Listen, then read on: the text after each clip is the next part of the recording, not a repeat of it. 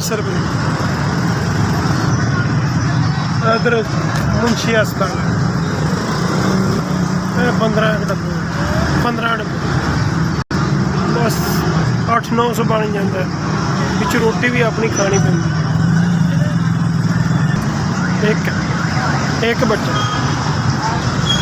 पिंड अपना इत्थे किराए ते पिंड तांदले मंडी